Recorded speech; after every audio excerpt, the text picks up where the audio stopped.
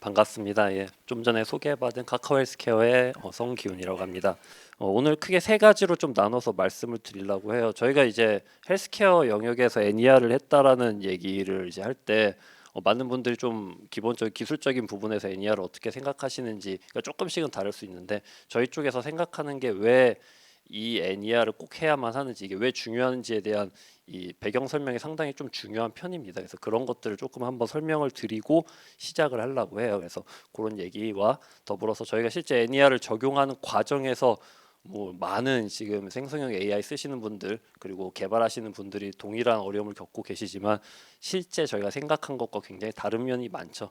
그리고 그 과정도 험난한 부분이 많기 때문에 그런 것들도 같이 한번 좀 경험을 공유해 보고자 좀 얘기를 해보도록 하겠습니다. 우선 이제 헬스케어 데이터의 특징에 대해서 조금 말씀을 드리면서 한번 얘기를 해보도록 하겠습니다. 많은 분들이 이제 헬스케어라고 생각하시면은 참 머릿속에 그런 게 떠오르죠. 예, 또 이제 여기 다른 쪽 이제 계열사분들도 오시고 하셨겠지만 보통 이제 막 이미지 같은 거 많이 생각하시잖아요. 그렇죠? CT 뭐 엑스레이 찍은 이미지도 있는데 실제 병원에서 굉장히 중요하게 다루는 정보 중에는 이 정형 데이터가 상당히 많이 있습니다. 흔히 이제 여러분들 병원 가실 때 맨날 보시는 거 있죠. 너는 무엇 때문에 병원에 왔니? 저 목이 아파요 하면은 선생님들이 이렇게 뭐 써요. 거의 다 진단명이라는 걸 쓰는데 우리 이제 목이 아프고 막 재채기 하면 감기 해가지고 가잖아요. 근데 실제로는 병원에서 어떻게 체크하냐? J209라는 걸 굉장히 많이 씁니다. 여러분들이 이비인후과나 내과나 가서 감기 같으면 J209라고 쓰는데 이거의 정확한 명칭은 상세불명의 기관지염입니다. 그래서 여러분들이 뭔가 질환이나 이런 걸 하면은 다 정해진 코드 같은 것들이 병원에 쌓여 있어요. 또 흔히 보는 게 또 이런 게 있죠. 뭐 혈압이 얼마다, 뭐 피에는 뭐 혈액에서 무슨 수치들은 얼마다 이런 것들이 굉장히 잘 들어가 있는데 그런 정보들이 흔히 헬스케어 데이터 안에서는 정형 데이터라고 얘기를 합니다. 그래서 이런 데이터들 저희가 굉장히 병원에서는 잘 정리해서 쓰는 편이에요. 뭐 잘 정리한다라는 표현이 기술적인 측면과 또 이 진료하는 사람 입장에서 조금씩 다를 수는 있는데 어쨌든 잘 쓸 수 있게 뭔가 준비가 되어 있다라고 생각해 주시면 될 것 같아요. 근데 이 중요한 데이터들 중에서 생각보다 많이 참고하고 고민하고 쓰고 있음에도 불구하고 잘 정리가 안 되는 데이터들이 꽤 많이 있습니다. 선생님들이 이렇게 낙서하듯이 쓰는 것들이 좀 많아요. 불과 한 10년, 20년 전만 해도 선생님들이 조금 더 나이 드신 분들이 아시겠지만 병원 가면은 누구 환자님 오셨어요 하면은 컴퓨터로 가는 게 아니라 막 이렇게 진료 상자 이렇게 뒤져가지고 내 종이로 된 차트를 꺼내가지고 선생님들이 이렇게 하시는 경우도 굉장히 많이 있었죠. 그때는 그렇게 한 게 당연히 디지털라이제이션도 안 돼 있고 하니까 그 정보들이 그냥 본인만 알 수 있는 용어, 약어 여러 가지 필체로 써져 있죠. 근데 이 안에는 상당히 중요한 정보들이 많이 있습니다. 심지어는 디지털화된 지금 시점에서도 선생님들이 키보드는 쓰고는 있는데 키보드 타자는 하고 있는데 굉장히 약어나 이런 것들을 많이 써가지고 정보를 집어넣고 있죠. 근데 이 분야가 비단 뭐 그들이 왜 이걸 표준화돼서 쓰고 있지 않느냐 이렇게 얘기할 수만 없는 게 제일 중요한 건 사실 환자의 생명을 살리는 게 더 중요한 거죠. 그렇기 때문에 본인들이 알고 있고 의사소통이 빠른 병원 내 다른 의료진들과 의사소통을 정확하게 하기 위한 것에 더 초점이 맞춰져 있기 때문이죠. 그래서 어쨌든 그런 엄청난 중요한 데이터들이 병원 곳곳에 숨어 있는데 그 중에서도 가장 여러분들이 잘 접하기 어려운 정보 중 하나가 이 기록지라는 거예요. 뭐냐면은 여러분들 영상이나 이런 거 찍고 나면 거기에 소견들이 많이 붙어요.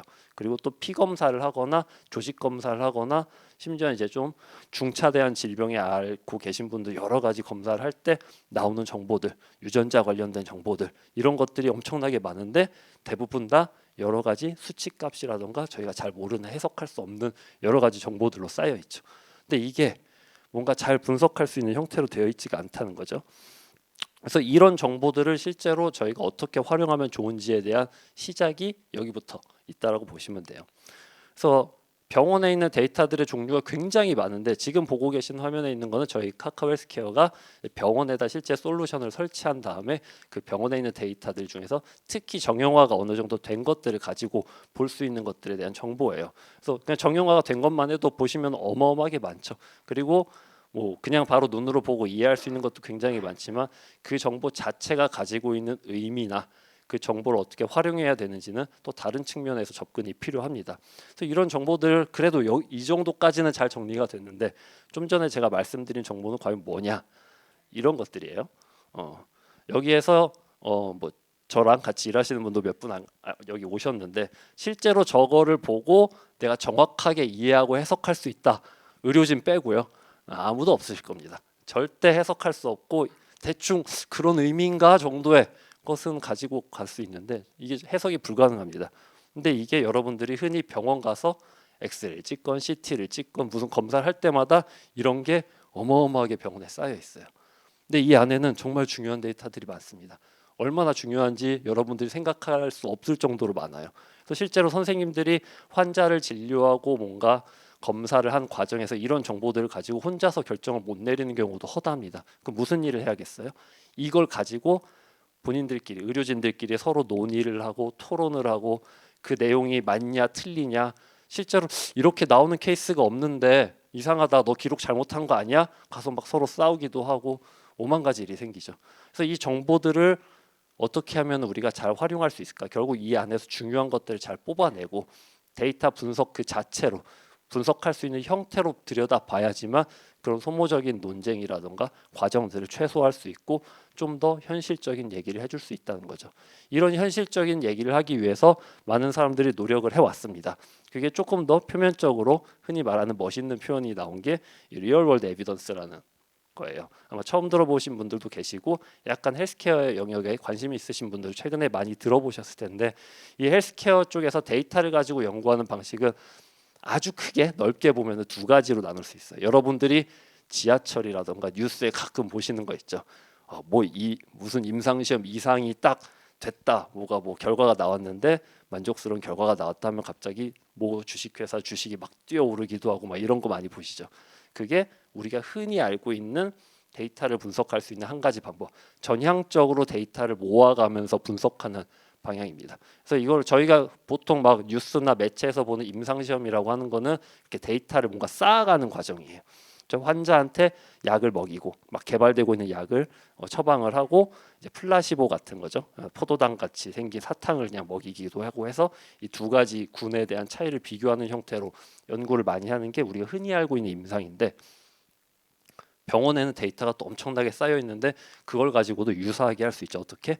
같은 질병을 앓고 있는 환자가 A 약을 먹었냐, B 약을 먹었냐 두 개로 나눠서 차이를 비교할 수도 있겠죠. 그렇죠? 혹은 병원에서 이렇게 임상 시험을 할 때는 전향적인 연구 설계를 하다 보니까 굉장히 한정적이에요. 그죠? 정확하게 몇 세에서 몇 세까지만 하고 약은 항상 똑같이만 처방을 해야 되고 왜냐하면 그렇게 타이트하게 실험 설계를 해야지만 통계적으로 유의성을 볼 수가 있으니까요. 근데 병원에 쌓여 있는 데이터는요. 실제로 선생님들이 현장에서 그때그때 본인의 의견에 따라서 본인의 책임 하에서 조금씩 오피셜한 의료 가이드하고 다르게 처방을 하는 경우가 있어요.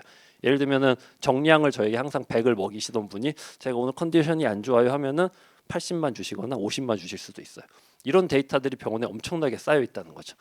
그럼 그걸 가지고 분석을 하면 훨씬 더 넓은 스펙트럼의 분석이 가능하고 그것과 앞에서 말씀드린 전향적으로 하는 임상시험 두 개를 같이 쓴다면은 굉장히 다양한 형태의 치료 방법이라든가 가이드라인 그런 것들을 만들어낼 수 있겠죠.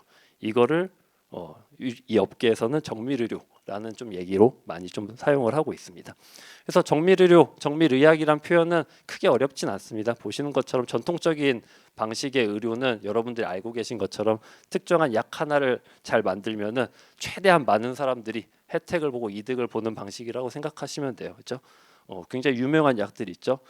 이제 중년을 넘어가시는 이제 남성분들은 그 여러 가지 남성 어려움이 있는데 거기에 이제 탈모라던가 뭐 여러 가지 남성성 관련된 질환들이 있는데 그런 거 약 하나 나왔다고 하면은 무지막지하게 드시잖아요. 근데 굉장히 많이 불편한 후기들도 올라와요. 나는 안 듣는다. 나는 머리가 더 빠졌어. 막 이런 얘기가 나오는데 당연한 거예요. 그죠? 듣는 사람도 있고 안 듣는 사람도 있고 부작용도 있습니다. 근데 그 사람들이 정말 그 약이 안 듣는 거여서 그런가 실제로는 더 적게 먹을 수도 있고 아니면 뭐하고 섞어 먹어야지만 또 되는 경우도 있는 거죠. 그래서 이런 여러 가지 상황들을 해결하기 위해서는 결과적으로는 더 많은 데이터를 분석해야 되고 더 많은 결과들을 가지고 우리가 환자들한테 정확한 맞춤형 치료를 해줘야 된다라는 거죠.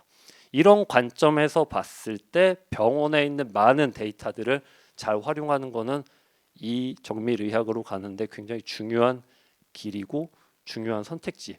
더 이상 어떻게 뭐 손을 놓고 있을 수 있는 상황이 아니에요.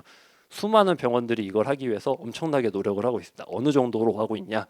병원에서 쌓여 있는 데이터들을 다 디지털화하기 위한 작업 자체가 굉장히 강력하게 푸시를 받고 있어요. 아시는 분도 계시겠지만 조금 시간이 지난 얘기지만 오바마 정부 시절에는 병원에 있는 데이터들을 최대한 표준화를 하기 위해서 굉장한 강력한 인센티브 정책까지도 실제로 걸고 병원들한테 니네 병원에 있는 거 데이터 최대한 잘 쓸 수 있게 표준화도 해 이런 걸 이제 푸시를 많이 했습니다. 이제 우리나라는 그래도 잘 아시는 것처럼 워낙 IT가 강하게 생활에 이제 들어가 있는 상태이기 때문에 많은 병원들이 지금은 다 뭔가 쓰고 있죠. 컴퓨터에다 쓰고 있죠. 근데 아직도 그러지 않은 곳이 상당히 많습니다. 바로 옆에 있는 일본만 해도 그렇고요. 그래서 병원에서 이거를 굉장히 노력하고 있지만 지금 생성형 AI라는 것이 이렇게 전 막 산업 분야에서 활발하게 적용되고 있는 가운데 아직도 병원은 데이터 하나조차도 제대로 못 쓰고 있는 경우가 워낙 많다는 거죠. 그래서 저희가 고민을 많이 했습니다. 이걸 어떻게든 잘 쓰는데 뭔가 방법이 없을까? 그래서 생성형 AI를 한번 적용하기 위한 여러 가지 노력을 시도해봤죠. 일단 생성형 AI를 NER이라는 거에 적용하기 전에 NER이라는 거에 대해서 한번 조금 짚고 넘어갈게요. 이미 알고 계신 분들도 계시겠지만 뭐 복습 차원에서 봐주시면 좋을 것 같아요. 저런 식으로 아까 앞에서 해석 불가능해 보이는 여러 가지 그런 글들을 보셨는데 그런 글들이 특정한 의미를 가지고 있는 부분이 있겠죠, 그죠? 화면 보시는 것처럼 사이즈라던가 특정한 의미를 갖고 있는 네임 그리고 어떤 의학적인 로케이션, 의학적 위치, 뭐 폐냐, 간이냐부터 해서 위쪽이냐, 아래쪽이냐, 소장 끄트머리냐, 뭐 굉장히 다양한 형태로 쓰임 표현이 있는데 우리는 사실 다 이해할 수도 없는 것들이 많아요. 근데 이런 것들에다 의미를 먼저 부여를 하고 해당되는 의미에 어떤 것들 값이 들어가 있는지 하나씩 저렇게 뭐 흔히 말하는 어노테이션 혹은 라벨링을 해주는 이 과정을 우리는 NER이라고 얘기를 합니다. 그래서 개체명 인식을 시키는 거죠. 특정 개체에 대해서 이거를 잘 해가지고 보시는 것처럼 표처럼 만들어내는 거죠. 데이터베이스화 시키는 거죠.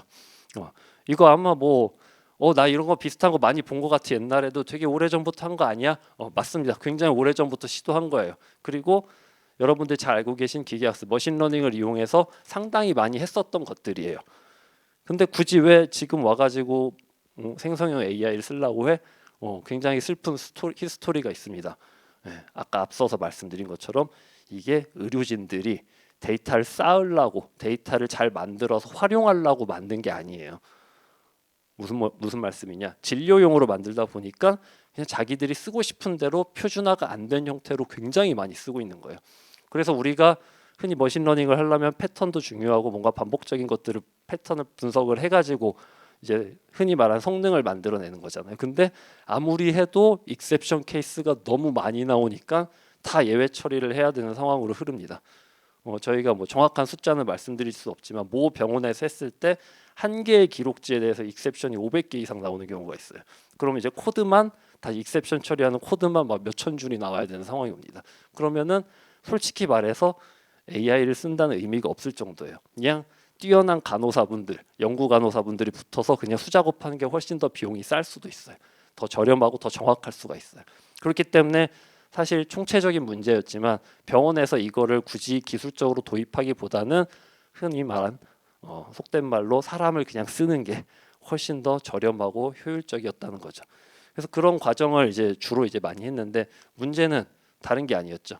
그렇게 하다 보니까 특정한 업무에 필요한 수준으로만 한 번씩 이런 작업을 진행하고 결과적으로는 재사용도 하기 어렵고 궁극적으로는 병원에 그 엄청나게 많은 것을 다 커버할 수도 없는 상황에 계속 놓여 있는 거죠. 그래서 해결이 안 되는 문제로 굉장히 오랜 기간 동안 남아 있었습니다. 그래서 결국 사람이 이 작업을 하는 거예요. 끊임없이 이 작업을 합니다. 저희는 이제 조금 저희끼리 약간 자조적인 표현으로 뭐 쓰시는 분도 계시겠지만 디지털 눈알받기라고 보통 표현을 하죠. 예. 그렇죠. 저 하나 하면은 1원, 뭐 이렇게 하면 2원, 뭐 이렇게 하는 거죠. 죄송합니다. 저희 팀 사람들도 계시는데 네.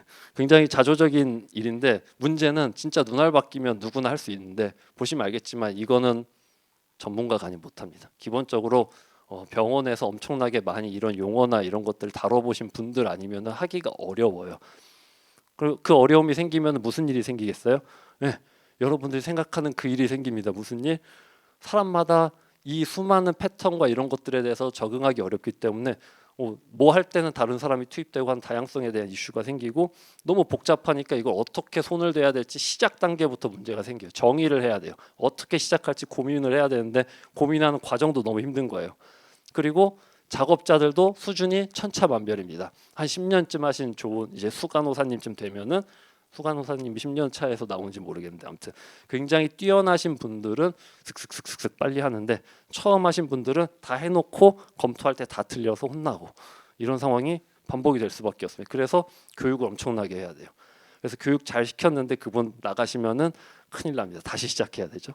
이런 일이 허구한 날 생기고 반복적으로 생깁니다. 저희 팀에서요. 네.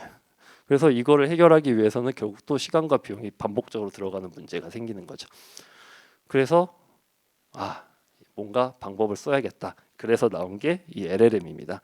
그래서 보시는 것처럼 뭔가 이미 잘 알고 계시는 프롬프트를 잘 만들어서 저희가 LLM 모델에다가 이걸 잘 할 수 있게끔 커스터마이즈를 하면은 파인 튜닝까지 해서 하면은 짜자잔 하고 이런 과정이 만들어지지 않을까라고 생각해서 작년 딱 요맘때 저희가 POC를 시작을 했어요. 이렇게 계속하다가 병원에 있는 솔루션에 이런 걸 설치하기가 너무 어렵겠구나 해서 저희가 작년부터 시작을 했습니다. 그래서 상반기에 병원 하나를 실제로 잘 돌려봤어요. 저희가 POC를 통해서 아직 완전치 않은 프로세스를 가지고 실제 일단 바로 실전에 투입을 시켰을 때 약간 7개월에 걸리는 대장정이었지만 어느 정도 소기의 성과를 내 가지고 예전의 전통적인 방식 대비 굉장히 빠르게 성공을 했습니다. 그래서 그때 나온 이제 저희의 나름의 결론이었어요. 그래서 보시면 휴먼 레이버 직접 사람이 하는 것 대비 저희가 LLM을 잘 활용했을 때 얼마나 성능과 시간과 비용에서 큰 차이가 있는지를 저희가 확인을 했습니다. 굳이 뭐 설명 안 드려도 보시는 대로 굉장한 차이가 있습니다. 제일 아래쪽만 좀 재밌죠. 아래쪽에 보시면은 사람이 했을 때 이게 말씀드렸지만 디지털 눈알 바뀜에도 불구하고 워낙 전문성이 필요한 작업이다 보니까 생각보다 사람 휴먼 에러가 꽤 많아요. 근데 이거를 저희가 기본적으로 저희는 이제 F1 스코어가 여기서 이제 그 성능의 기본 지표인데 F1 스코어 0.9 이상은 해야지만 사람보다 적어도 사람보다 못하면 안 되잖아요. 요걸 기준으로 잡고 저희가 성능을 만족시킬 수 있다라고 판단을 하고 있습니다. 그래서 대부분 다 조금 이제 정형화가 그래도 어느 정도 그 안에서도 패턴이 있는 경우에는 거의 0.95 이상으로 잘 나오는 편이고요. 잘 안 나오는 케이스에서도 저희가 0.85 이상을 보장은 하고 있습니다. 그래서 실제로 어떻게 만들었는지 한번 좀 이제 간단하게 설명을 좀 드려볼게요. 이게 병원 데이터입니다. 그죠? 병원에 있는 걸 쓰는 병원 데이터다 보니까 무슨 일이 있을까요? 병원에서 데이터를 안 줘요. 당연하죠. 우리 법이 있잖아요. 법 그죠? 잘 아시는 개인정보 관련된 법이 있고 또 개인정보보호법 이상으로도 또 여러 가지 의료나 이런 쪽에 규제적인 부분이 많다 보니까 병원에 있는 데이터를 저희가 쓸게요라고 하는 건 당연히 시작도 못해요. 그래서 병원과 잘 협의를 거쳐서 흔히 말하는 비식별화, 가명화 처리가 다 된 것들을 저희가 활용을 해야 됩니다. 병원은 심지어는 이런 측면에서 규제 측면에서는 굉장히 보수적인 판단을 하기 때문에 클라우드에 올리는 것도 상당히 걱정을 하면서 올리는 편입니다. 그럼 어떻게 하겠어요? 비식별화나 이런 걸 당연히 다 끝내놓고 한정적으로 딱 필요한 정보만 저희가 받아서 쓸 수 있는 상황입니다. 저희가 그런 것들을 이제 병원에 직접 가서 하기도 하고 아니면 저희가 별도로 지금 화면 보시는 것처럼 별도로 마련된 파일 서버의 접근 통제나 뭐 여러 가지 보안 조치까지 다 해놓은 상태에서 데이터만 딱 이제 안전하게 보관해 놓은 상태에서 업무를 시작을 합니다. 그래서 저희가 이제 계속 후술을 드릴 예정이지만 여러 가지 이제 저희가 기능들을 하나씩 워크스테이션에 추가를 해가지고 작업들을 진행을 하고 있고요. 밑에 보시는 것처럼 LLM을 돌릴 수 있는 이제 저희 내부에 이제 서버가 있고 거기서 실제 작업을 처리하는 형태로 분리해가지고 관리를 하고 있습니다. 무엇보다도 이 데이터를 잘 보안을 갖추면서 진행하는 게 굉장히 중요한 그런 영역이라고 보시면 좋을 것 같아요. 그래서 앞서 이제 좀 전체적인 구조를 보셨으면 이제 프로세스를 봐야 되는데 사실 LLM으로 어떻게 이걸 하는지에 대해서 굉장히 관심을 많이 갖고 오셨을 거라고 생각은 하지만 엄밀하게 얘기하면은 LLM이 하는 역할은 되게 조금이에요. 즉 세 번째 부분에서 저희 중간 부분밖에 없어요. 나머지는 다 전처리 작업이에요. 그죠? 근데 뭐 다 아시죠, 그죠? LLM 원래 그런 거 아시죠? 예. 호수에 떠 있는 백조 같은 느낌이죠. 밑에서 저희가 신나게 열심히 물장구를 치고 있습니다. 그래서 하나씩 좀 보면요. 기록지 선정 통합 요거는 이제 병원이랑 같이 협의하면서 어떤 데이터들을 저희가 잘 정의하고 어떤 것들을 이제 NER 처리를 해서 쓸 수 있는가 이 부분은 굉장히 좀 연구와 사업적인 관점의 결정들이 있겠죠. 이런 것들을 잘 결정을 하고 나서 실제로 추출하기 위해서 저희가 흔히 말하는 가이드라인을 만드는 작업을 합니다. 여기가 가장 어려운 작업 중 하나예요. 왜냐하면은 제대로 가이드라인을 못 만들면은 추출하는 사람들이 계속 실수를 하게 됩니다. 그래서 이 작업을 하시는 분이 굉장히 어려움을 가지고 일을 해요. 흔히 말하는 데이터를 다 살펴보면서 나는 이런 뭐 특정한 의미에 있는 정보에 대해서는 이렇게 태깅을 하면 되겠어라고 생각을 하는데 다른 케이스가 나오면은 예외 처리를 또 하면서 이렇게도 나올 수 있으니까 이렇게 마킹을 해야 된다. 이걸 하나씩 하나씩 뜯어보면서 해야 돼요. 그 수많은 데이터에 대해서 약간 샘플을 이만큼 뜯어내고 그 작업을 눈으로 실제로 해야 되는 불가피한 작업을 해야 됩니다. 그래서 그렇게 하고 나서 실제 데이터에서 저희가 뽑아야 될 것들을 프롬프팅을 좀 해야 되고요. 그래서 어느 정도 이제 이 정도 수준이면 되겠다 싶으면 그 다음 단계에서 실제로 학습용 데이터, 검증용 데이터를 생성을 합니다. 네, 피할 수 없는 눈알 붙이기 작업을 해야 됩니다.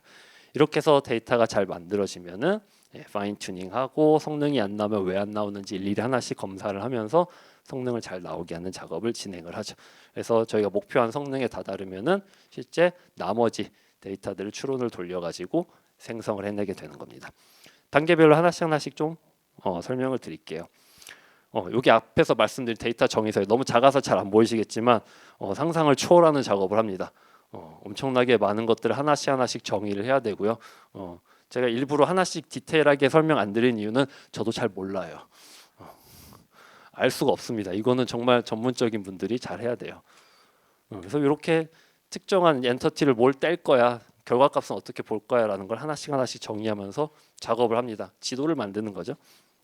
그러고 나서 프롬프트를 이제 돌려봐야 돼요. 근데 프롬프트 돌리는데 뭐 많이 이제 개발하시는 분들 이해하시겠지만 돌릴 때 되게 어렵잖아요. 그죠? 돌리고 이게 잘 나왔는지 또 평가하는 것도 어려운데 저희는 사실 되게 명확해요. 잘 뽑혔으면 정답이고 틀렸으면 틀린 거예요. 그래서 저희가 빠르게 이걸 테스트할 수 있는 프롬프트 매니저를 별도로 만들어서 굉장히 빠르게 돌릴 수 있는 구조화를 시켰어요. 그래서 보시는 것처럼 왼쪽에 프롬프트 막 쓴 다음에 오른쪽에서 이거 매칭을 시켜서 바로 성능이 잘 나왔는지를 밑에 보시는 스코어를 가지고 파악을 합니다. 그래서 이거 만들기 전에는 여러분들 잘 아시는 그 네모네모한 화면에서 패스트 AIP 같은 데서 클릭하면서 눈으로 일일이 확인을 하면서 처음엔 작업을 진행을 했었습니다. 그리고 나서 실제로 이제 어떻게 보면 업무상에서 한 손가락 안에 꼽힐 정도로 중요한 작업 중 하나의 샘플링 작업이에요. 이제 개발하시면서 가끔 이제 데이터 다루는 사람들 입장에서 어려움이 이런 것들이 있죠. 내가 지금 뭔가 샘플을 가지고 이러이러할 것이다라고 생각을 하고 작업을 하고 있는데 실제로 보면은 되게 엄한 데이터들이 숨어 있을 때가 많잖아요. 그 경우에는 내가 샘플링을 잘못해서 문제가 생긴 거 아닐까라는 항상 높아심에 고민을 하게 되죠. 저희도 마찬가지입니다. 심지어는 병원 데이터가 갖고 있는 특성상 발생할 수 있는 문제도 많아요. 어떤 게 있냐? 작년까지는 코드를 이렇게 써가지고 뭐 AA라는 코드를 써가지고 기록지가 모여져 있는데 올해부터 BBB로 바뀌었어요. 그래서 우리는 BBB를 기준으로 뭔가 데이터 분석을 하려고 하는데 데이터가 없는 거예요.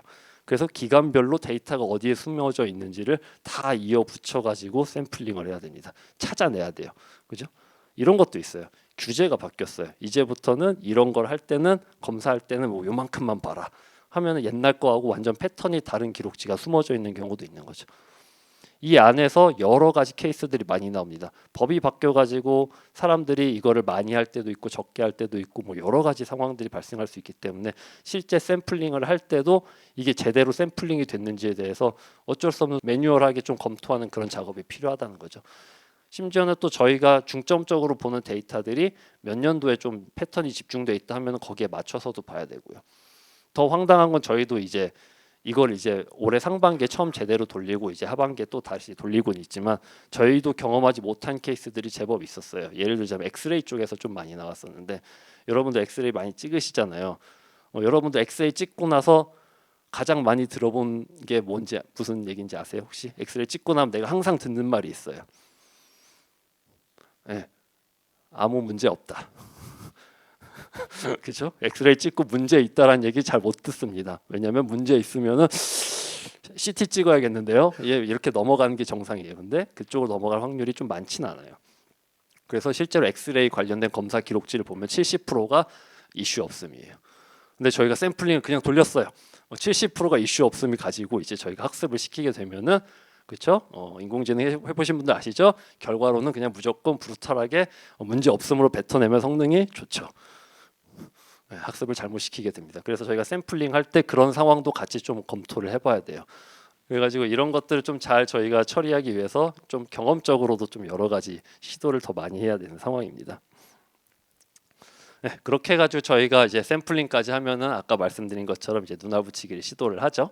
네, 열심히 이렇게 작업자들이 작업을 합니다. 저희가 요거 하는 것도 사실 되게 시행착오가 많았어요. 뭐 굉장히 좋은 어노테이션 툴, 라벨링 툴이 있는데 또 툴마다 저희가 좀 특성이 있잖아요. 저희 같은 경우는 한 이제 단어나 엔터티를 선택할 때 여러 번 중복돼 가지고 의미 부여를 해야 되는 경우도 많아요. 그래서 이렇게 멀티 태깅이라고 보통 얘기하는데 이런 것들을 지원해 주는 소스나 이런 것도 좀 선별적으로 쓸 필요가 있고 저희는 현재 오픈 소스를 좀 많이 쓰고 있는데 이 경우가 필요한 건 저희가 이제 좀 튜닝을 해 가지고 툴도 써야 되는 경우가 있기 때문에 이걸 좀 많이 쓰고 있습니다. 그래서 이런 과정을 거쳐서 저희가 파인 튜닝까지 잘 시키면은 이런 결과를 자동으로 이제 얻을 수 있게 프로세스화했습니다. 보신 것처럼 좀 어렵지만 그냥 간단히 살펴보면은 이제 왼쪽에 이제 특정 기록지의 그런 정보 그리고 성능 그리고 가운데는 기록지의 실제 내용과 우리가 정답이라고 생각한 값 검증 데이터의 값 그리고 제일 오른쪽 끝에 있는 거는 그거에 관련된 실제 추론한 결과입니다. 그래서 라인 바이 라인으로 하나씩 비교를 해서 얼마나 정확하게 우리가 원하는 대로 잘 추출됐는지를 비교해서 분석하게 되죠. 이렇게 다 뽑아낸 거에 대해서 실제로 값도 이렇게 따로따로 하나씩 엔터티 기준으로 해가지고 뽑아줍니다. 이렇게 한 번에 딱 나오면은 굉장히 편한 부분이 있죠, 그죠? 어느 엔터티 부분에서 성능이 잘 안 나왔고 어떤 것이 문제였고 그런 것들 일일이 하나씩 확인할 수 있습니다. 앞에 잠깐 돌아가면은 여기에서 딱 하나가 지금 달라요, 그죠? 중간에 보시면은 세 줄짜리가 하나가 있고 두 줄짜리가 하나 이렇게 비슷한 위치에 있는데 하나가 추출이 안 된 게 지금 확인이 됩니다. 그래서 저게 뭐가 안 나왔네. 왜 안 나왔지?를 이제 저희가 정성적으로 좀 평가도 해보고 살펴보게 되는 거죠. 그래서 이런 과정을 거쳐서 작업을 쭉 진행하는데 눈치채신 분이 계실지 모르겠어요. 이 작업에서 그래 잘 저렇게 하나씩 비교하면 되겠구나라고 하지만 사실 저 비교를 어떻게 하면 될까요? 자, 우리가 이 의료 지식이 없는데 제일 첫 번째 거하고 그 옆에 있는 첫 번째 거하고 같은 거에서 같은 의미로 뽑혔는지를 어떻게 판단할까요? 지식이 없는 사람이면 비교하기가 어려워요, 그렇죠? 그렇기 때문에 이것도 저희가 뭔가 처리가 필요해요. 그래서 저희가 이거를 엔티티 매칭하는 알고리즘을 또 별도로 만들었습니다. 네, 이것도 어떻게 보면은 뭐 단순할 수 있는데 이 안에 들어가 있는 의미나 이런 것들을 좀 잘 판단하면서 저희가 좀 시행착오를 많이 거쳤어요. 그래서 잘 아시고 계시는 흔히 말하는 텍스트들을 이제 비교할 때 이제 쓰는 여러 가지 기법들이 있죠. 유사도 측정하는 방식 중에 하나를 저희가 활용을 해가지고 각 엔터티마다 굉장히 좀 어떻게 보면은 얘가 가장 메인이야. 얘가 가장 중요한 녀석이고 얘를 기준으로만 비교하면은 나머지 것들 같이 비교할 수 있어. 라는 것들 좀 경험적으로 좀 파악을 했습니다. 그래서 저희가 거기에 대해서 가중치를 둬서 밑에 보시는 것처럼 유사도 값에 대한 스레시홀드 이상의 정보들을 취해서 선택을 하게 됩니다. 그래서 간단히 예시를 보면은 보시는 것처럼 저렇게 매칭을 쫙 시키는 거죠. 그래서 각각의 특정한 엔터티 덩어리들에 대한 값들을 뽑아내고 그게 어느 정도 일치하면은 그 두 개를 묶고요. 특정 값보다 낮아지게 되면 특히나 스레시홀드보다 밑에 있으면 버립니다. 그래서 이거 안 맞아 하고 버린 다음에 이건 따로따로 분리해서 뭔가 맞지 않는 거다라는 걸 이제 저희가 결론을 내게 되죠. 요건 특허 출원을 좀 했습니다. 네. 그리고 이제 오늘 제가 좀 말씀드리고 싶은 그나마 좀 여러분들에게 LLM 자체에 대해서 좀 고민하시는 분들에게 조금 드리고 싶은 얘기 중 하나가 이 실험에 대한 거예요. 굉장히 이제 앞에서도 많은 이제 관련된 세미나에서도 말씀을 주셨겠지만 이 실험이란 영역이 너무너무 중요한 게 또 생성형 AI 영역이지 않습니까? 저희도 이제 통계적인 영역에 접근도 하고 이제 비즈니스 관점에서 A/B 테스트에 가깝게도 이제 실험을 돌리고는 있지만 사실 LLM의 결과가 어떻게 나오는지에 연결된 조건들이 굉장히 많죠. 파라미터도 있고 모델을 뭘 쓰느냐, 그리고 파인 튜닝 할 때 어떻게 쓰느냐, 퓨샷을 어떻게 쓰느냐 너무 많습니다. 근데 결과값이 나왔다고 해서 뭘 조정하면 좋을지에 대한 가이드라인도 사실은 명확치는 않죠. 다 해봐야 되잖아요. 근데 시간은 한정돼 있고 서버도 별로 없고 이런 상황에서는 이걸 어떻게 효율적으로 하느냐에 대한 고민이 되게 많죠. 이거에 대한 정답을 제가 오늘 드리면 너무 좋겠지만 저희도 지금 실험 중이에요. 어느 게 좋은지에 대해서 좀 고민을 많이 하고 있습니다. 그래서 이거를 굉장히 좀 고민하면서 결과적으로는 트레이드오프가 항상 발생하지만 뭔가 좋은 방법을 찾을 수 있겠다라고 하고 여러 가지 이제 실험을 해봤죠.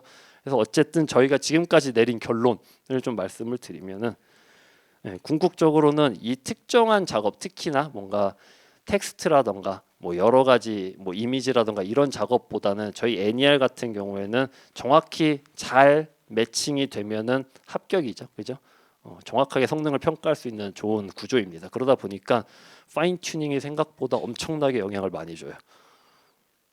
심지어는 나중에는 파인 튜닝에 운 좋게 파인 튜닝을 굉장히 잘 할 수 있게 데이터들이 들어가서 잘 성능이 나오니까 프롬프트를 안 써도 될 정도로 약간 고도화되기 시작했습니다. 뭐 흔히 이런 거죠.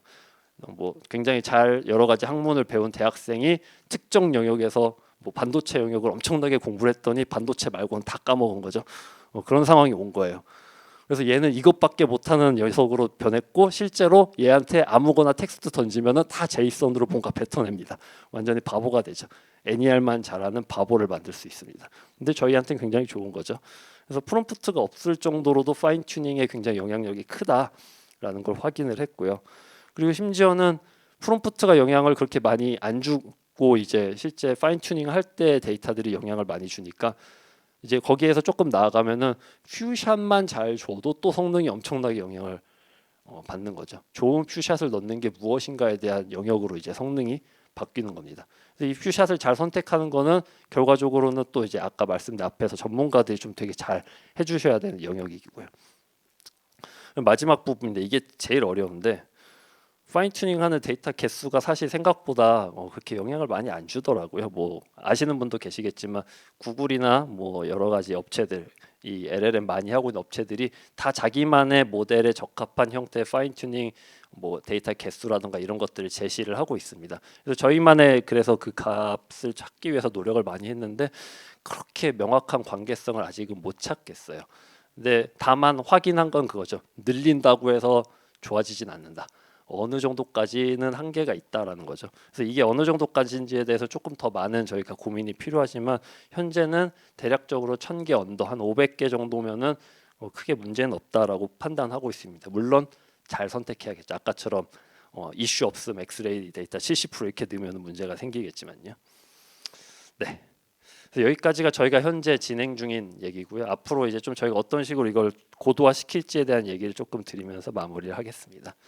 일단 퍼포먼스, 성능은 지금도 어느 정도 나와 있다고 생각은 해요. 아까 말씀드린 것처럼 0.95 이상 나오는 것도 있고 하다 보니까 좀 크게 뭐 걱정은 없는데 어쨌든 더 저희가 경험하지 못한 여러 가지 케이스가 나올 수 있기 때문에 이걸 이제 늘리기 위해서 어떻게 하면 좋은가? 첫 번째 이제 당연히 좋은 모델을 써야 되는데 이 모델에 대해서는 여러 가지 이슈는 있어요.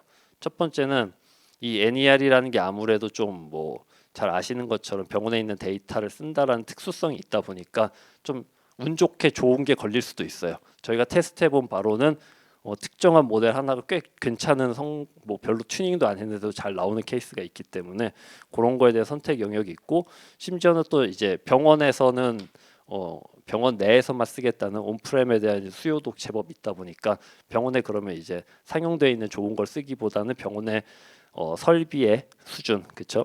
병원마다 막 H백 이런 거 없죠. 거의 없기 때문에 거기에 맞는 또 이제 좀 경량화된 모델을 써야 되는 상황도 있습니다. 그런 것들 좀 수요를 맞춰서 해야 되기 때문에 저희가 최대한 거기에 맞는 퍼포먼스를 낼 수 있는 방법을 좀 많이 찾아야 되는 그런 과정이 있고요. 앞서 말씀드린 것처럼 파인 튜닝을 잘 하면은 문제는 없는데 워낙 리포트 개수가 많다 보니까 여러 가지 종류 리포트를 한꺼번에 섞어서 파인 튜닝하는 것도 좀 많이 고민은 하고 있었어요. 그리고 그 과정에서 샘플링을 그럼 어떻게 더 해야지만 좋은 것을 한꺼번에 만들 수 있는지 이런 것들에 대한 좀 고민이 있고 또 이제 글로벌 프롬프트라고 했는데 이게 상당히 좀 어려운 부분입니다. 모든 기록지마다 동일한 프롬프트 써서 그냥 파인 튜닝만 바꾸면서 쭉 순차적으로 진행하면 참 좋겠지만 생각보다 또 원하는 대로 이론적으로 안 되더라라는 부분을 좀 많이 찾았습니다. 그리고 이제 결국 데이터 다루는 거니까 잘 아시는 것처럼 데이터를 어떻게 잘 핸들링하는지 전처리를 하는지가 항상 문제죠. 그래서 기록지 안에 보면은 선생님들이 직접 수작업으로 하는 부분이 워낙 많다 보니까 인간이 저지를 수 있는 삼라만상 모든 실수가 다 들어가 있습니다. 그것들을 저희가 어떻게 하나씩 커버할지 좀 고민스럽고 아직은 저희가 해결 방법을 못 찾았지만 이 한국어라던가 이렇게 영어가 아닌 특정한 언어에서 이제 특정 명사 같은 것들이 형용사로 바뀌면서 실제 의미를 정확하게 추출하지 못하는 케이스가 많이 생겨요. 이 경우에는 그럼 어떻게 할 거냐? 저희가 그 의미에 맞게끔 그 명사나 이런 형태로 아예 바꿔서 뽑아낼까? 이것도 사실 되게 위험한 선택을 해야 되는 거거든요. 병원에서 원치 않을 수 있고 의미가 왜곡될 수 있는 가능성이 있기 때문에 상당히 좀 어려운 그런 챌린지한 부분이 있습니다. 그리고 이 작업이 앞서 말씀드린 것처럼 컴퓨터가 해주는 영역은 생각보다 되게 적어요. 그리고 사람이 하는 영역이 많다 보니까 자동화하기 위한 노력도 굉장히 많이 필요합니다. 그래서 워크플로우를 좀 더 잘 저희가 구체화하는 작업을 하고 있고요. 이 부분은 뭐 백엔드 개발하시는 분들은 잘 아시겠지만 그렇죠? 배치를 얼마나 잘하느냐 문제인데 병원에서 되게 요구하는 중요한 것 중 하나가 병원의 데이터가 매일매일 쌓이잖아요. 근데 이제 연구하시는 분이나 의료진들은 매일매일 쌓이는 데이터도 이렇게 잘 만들어줬으면 좋겠어라는 약간 굉장히 기술자로서는 압박스러운 요구를 많이 합니다. 그래서 데일리 배치를 좀 해야 되는데 이런 것들을 어떻게 할 거냐. 다행히도 오늘 이 자리에 안 오셨지만 3일차 때 데일리 배치에 관련돼서 카카오 헬스케어에서 또 다른 분이 굉장히 재미있는 설명을 해주실 거예요. 그래서 그것도 한번 참고해서 들어보시면은 저희가 어떤 고민을 하는지 같이 이해해 보실 수 있을 것 같습니다. 그리고 마지막으로는 저희가 툴을 좀 여러 가지 것들 좀 많이 써야 되지 않을까라고 고민을 하고 있어요. 앞서 말씀드린 것처럼 여러 가지 이제 컨비네이션을 통해서 LLM의 성능을 저희가 고도화시키는 작업을 하고 있는데 그 과정에서 어떻게 하면은 한 번에 결과표를 쭉 보고 흔히 말하는 맵이죠. 뭐 페이턴트 맵 같은 것처럼 어디 부분을 좀 많이 영향을 타고 있구나 여기를 고치자라는 것들을 해볼 수 있는지를 좀 매트릭스 형태로 좀 옵티마이제이션 할 수 있게 만들어야 되겠다. 뭐 이런 얘기들을 조금 많이 하고 있습니다.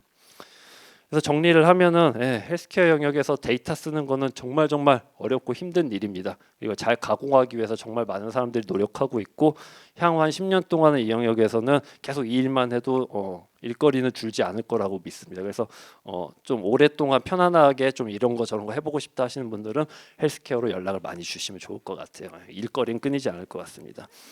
그리고 기록지는 다시 한번 말씀드리지만 진료를 위해서 만들어진 거기 때문에 데이터 분석하고 너무 달라요. 그렇기 때문에 사람들은 이걸 분명히 인식을 하고 계셔야 된다. 아무리 좋은 걸 저희가 만들려고 해도 결국에는 좀 목적이 다른 그런 데이터다라는 걸 좀 이해해 주시면 좋을 것 같고요.